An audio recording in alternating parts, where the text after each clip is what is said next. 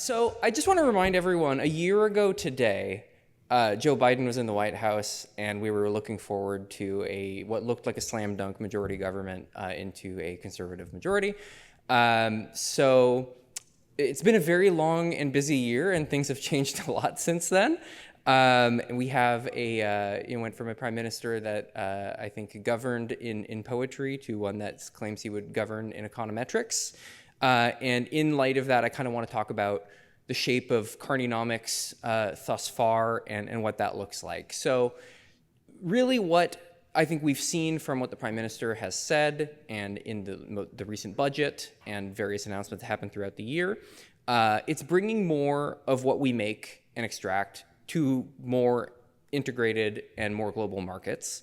It's an economics of addition that you tackle by tackling trade barriers, building infrastructure, setting up national projects, and you can kind of see the emphasis of this through the goal of doubling exports to the rest of the world, absent the U.S. By a certain time threshold. All of this is of course fine. That I think those are good things to pursue on their own merits. As Jim has just finished telling us, though, that's really not where the value in today's economy is. As we're talking about an economy where the returns to intangible assets are increasing and even accelerating, and we're talking about how do we ship more soybeans, which is great. We should ship more soybeans, but it's not really where we're going to see dominant players emerge in global markets that can compete and bring back these monopoly rents to Canada and increase our standard of living. And of course, as Mike was saying, introducing us today, fundamentally, you really can't commercialize what you don't own. So, let's think more about that. As I said, it's an economics of multiplication and compounding. I think that's another important part here. And the really important thing here that I think has changed and perhaps I think has kind of escaped government's notice is that this lives in firms, right? These assets live in firms, and prosperity really comes from strong firms. And if you look at the huge gap that Jim was just showing us in his slide between U.S. economic growth in the last decade compared to ours, that's really driven by a small set of superstar firms. And research across the OECD confirms this.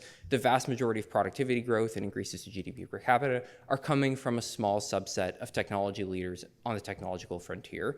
And very, very, very little is coming from the vast majority of laggard firms that are not at that frontier. So to the extent to which there's a need for a coherent policy approach, it's to focus on how do we get Canadian firms that are technology leaders to become global leaders in those technology areas and become global commercial leaders.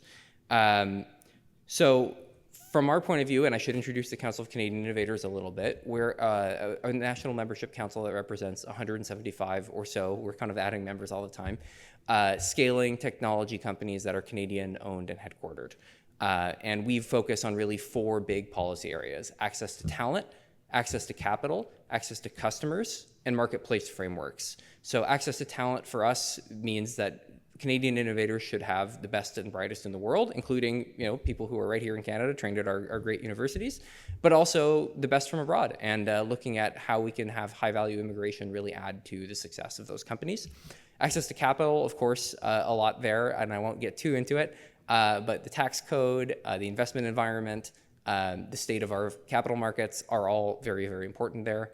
On the access to customer side, of course, this means more and better global markets, but also how do we unlock the power of public purchasing, right? This is a sector, ultimately, that is around 12 to 15% of GDP in a given year, which is about on par with our natural resources sector or the Alberta economy. So it's big, public buying, and about a quarter of all public dollars are spent on public buying. So how do we kind of use that as a catalyst for more innovation versus kind of keeping the status quo, where I think it's quite fragmented.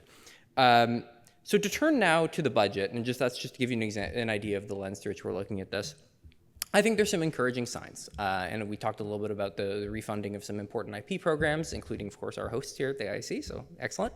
And that's good. And I think that suggests that there's starting to be a bit of change in thinking that these things are important, that they're worth committing to, worth scaling, worth doubling down on.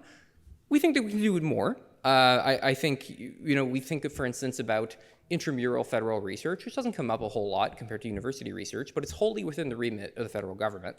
These are all federal government employees. We spend about $3.3 billion a year on intramural research, and we don't have a unified IP policy, right? This is not a place where we're turning that into an engine of commercialization very reliably. There are pockets where that does happen, But there are lots of pockets where open science is kind of the name of the game. And that doesn't really create long-term returns for Canadian companies. So I think, that's a place where the government could be looking in the very near future to say, how can we do more there? And I think, we talked a little bit about university research as well. Is it time for a Canadian Bayh-Dole Act? Maybe. I think that's well worth the conversation. And I think, universities have perhaps been a little resistant to having a more unified commercialization ecosystem across the country. But, these present barriers when you have lots of fragmented different practices. And I think it's kind of well timed to perhaps look at that as an area to do more.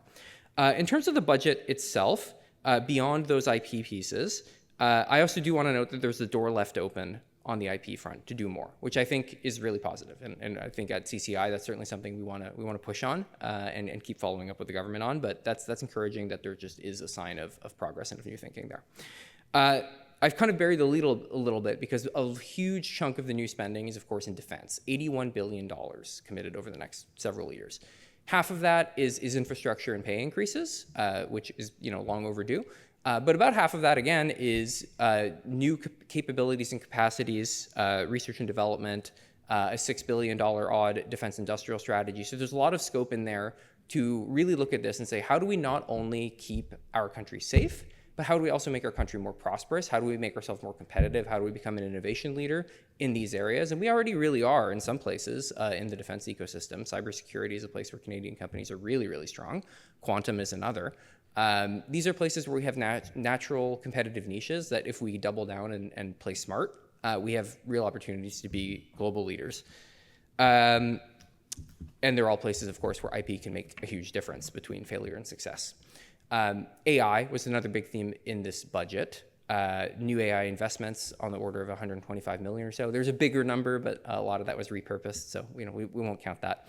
But where do we go on AI, right? Because we have had an AI strategy in place nationally for the last 10 years. I think it's been a very, very mixed bag, if we're being candid, which I think in this room we're being candid. We've had a lot of publications, had a lot of great talent come out of those strategies, but not a lot of tremendous commercial successes. And if you look at really the story of AI in the last 5 years, not much of it is happening in Canada at this leading edge. So we can do more, we can do better. And I think we need to think about, where do we go from here in terms of the next AI strategy? Our president at CCI, Ben Bergen, sat on the minister's AI task force, and we had the opportunity to contribute to some of their thinking around this. And our point of view is, first of all, if we want to be AI leaders, we have to be a place where Canadian companies can scale more generally. If it's focused on specific AI issues, I think we might miss the mark. So let's focus on those access to talent, capital, customers, and correct marketplace frameworks issues to make sure that there's a good environment for innovators of all kinds. So that's really step one. Step two, we need to have a sovereign cloud and compute capacity, and it's good to see some movement in that direction, but I think there's a lot more to do. And I think that's going to be a really thorny piece. I think the US is quite opposed to other countries discovering that they can own this stuff themselves. And we need to be very, very forthright in our own interests and our own defense here in saying that we need to have reserve capacity to meet our own needs here at home with as much as Canadian as possible stack. Not for everything, and certainly not mandatory for everyone to use, but certainly for the government's own needs. I think this is kind of getting to be non-negotiable. And the last piece is really skating to where the puck is going. I think I'm a little concerned sometimes that we may be trying to fight the last war, as we often do in the long and glorious history of Canadian industrial policy. So let's not do that. I think when we're looking at where the puck is going in AI, it's not model building. Of course, there's going to be a place for that, but the lead model builders I think are going to be established for some time. And let's think about where's the application layer and what's going to be the commodity that underlies that. It's going to be high quality, domain-specific data, and we need to have a way to leverage those data assets for the benefit of innovators, and that's a place I don't think we've really gone yet, and I think we just really need to get ahead of the puck for once. I think it'll make a very big difference. I don't want the story on this to be, this is another Canadian missed opportunity when we look back at it, so I think there's a big imperative to do more on that front. I also want to talk a little bit about, talked about the economics of addition and about sort of the focus on infrastructure, on exporting raw materials. And I mentioned all of that is good. I think it is. This spring, we released a report called The Mandate to Innovate, which we really looked at a roadmap for the new federal government and what the new federal government could do. One of the pillars we really focused on is actually exactly that pillar of the economy. It's what we are leaders in energy. We are leaders in mining. We are leaders in agriculture. We are leaders in forestry.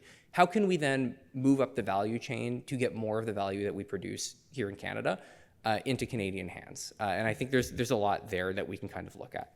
Mining, for instance, is a place where we're looking at the energy transition, the need for copper, for other critical minerals in the defense space. These are all, like, this is all going up. It's certainly not going anywhere in another direction. So we should need to think about where can we get more there. And we have more corporate HQs in the mining sector than any other country in the world.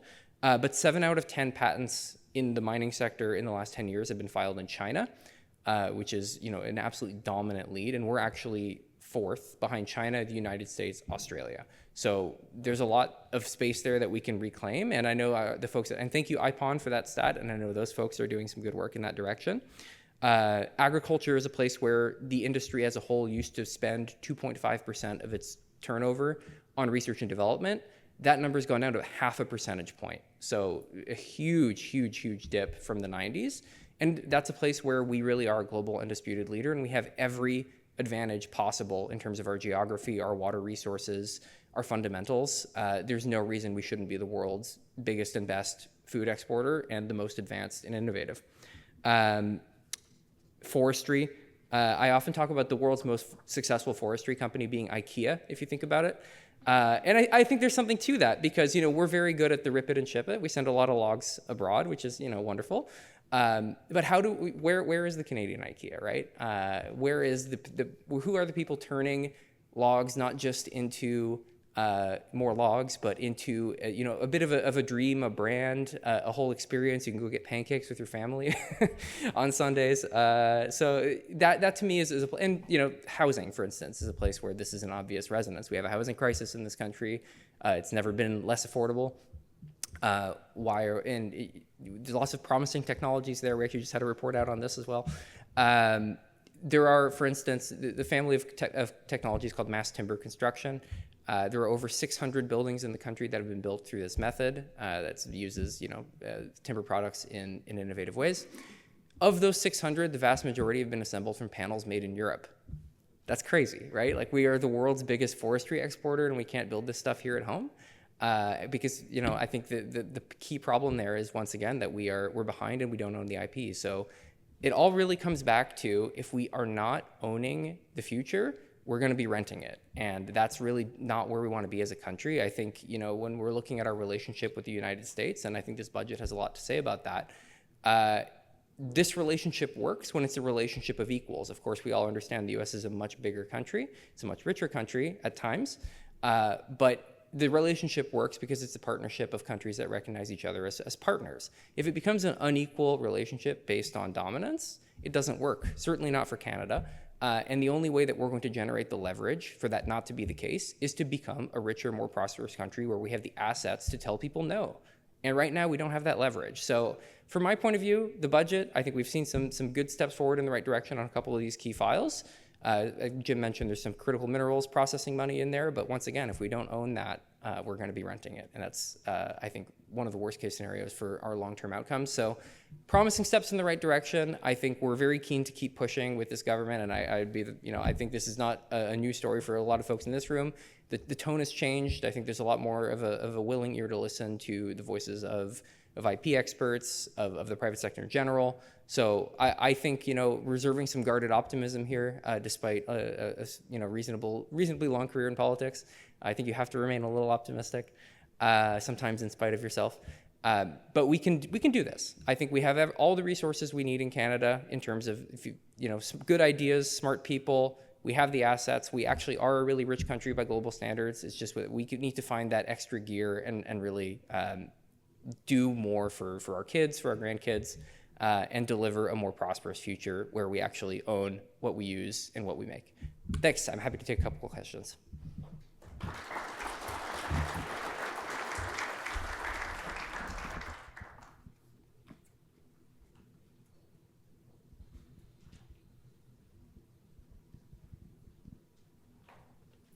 And if not, that's fine too.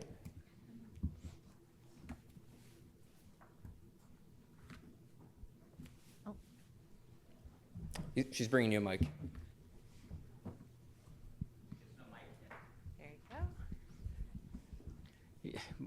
The previous speaker who was talking about the problems with IP scaling in Canada, he said that 95% of the problem is the policy, right? So as a small business, as a SME company, we find so many roadblocks in not just developing the IP, but commercializing the IP. Yeah.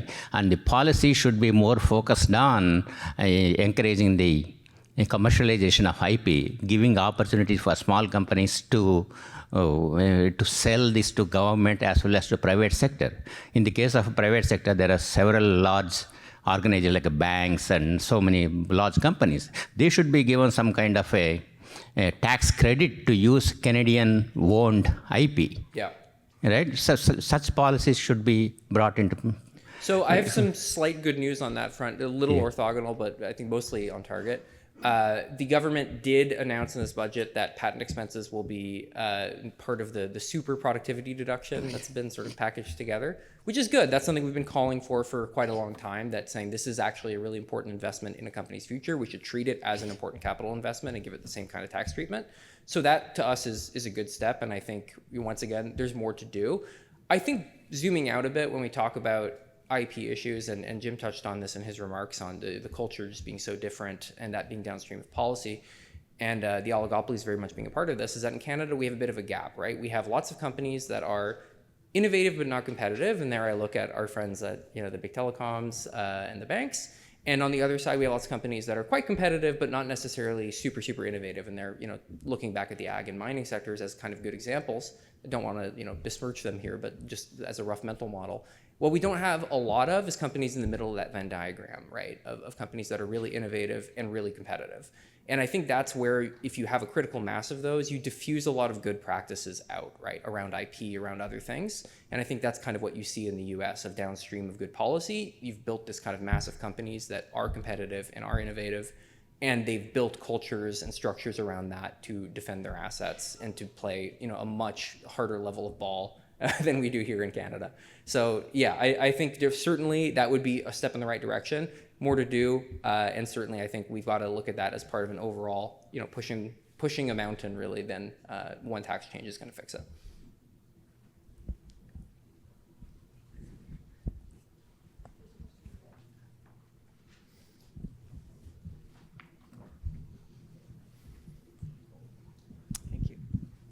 Hello, Laurent. Good to see you today. Likewise. I was adoring your analogy in the beginning on soybeans and then your call for agricultural production, because I started thinking about that, and it could take it to mining, but let's play with soybeans.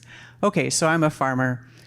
I have to buy my seed, I have to buy my inputs, and then I have to sell to the people, and I take all the risk in the middle. Yeah. All IP related, right? Yeah, absolutely. Yeah, and so, okay, so now, I just have to make it real to myself. So now, we have a lot of agricultural research in this country that we would like to liberate, and we didn't even get on to additive manufacturing yet, which probably is the same story.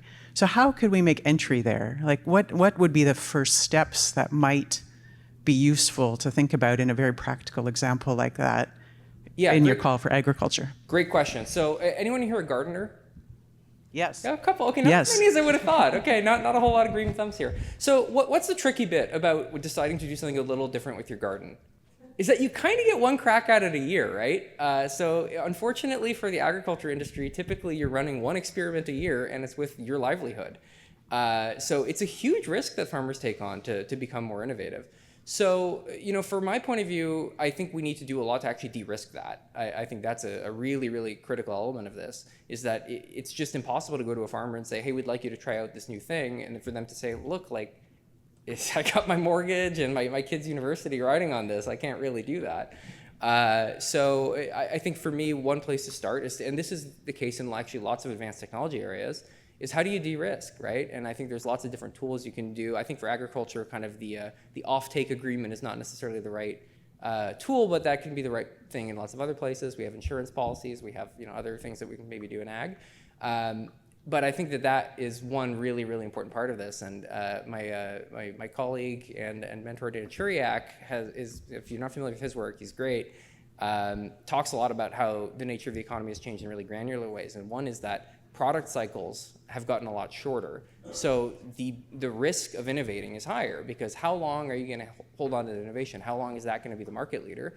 Not for very long these days. So, you know, that the amount of uncertainty and the amount of risk in technology, innovation, and investment has increased significantly, and we have not really changed how we think of that. And in the US, that's offset by having Googles and Amazons and Microsofts who have, you know, functionally unlimited resources and aren't afraid of taking risks because they can eat any downside. We don't have that. So I think we need to think about our actually existing industrial structure, as it were, and what are the weaknesses and strengths there, and how do we address those weaknesses and build on the strengths in really tangible ways. And I think your question gets at a really important thing of that's going to look different for different places. All right, thanks everyone.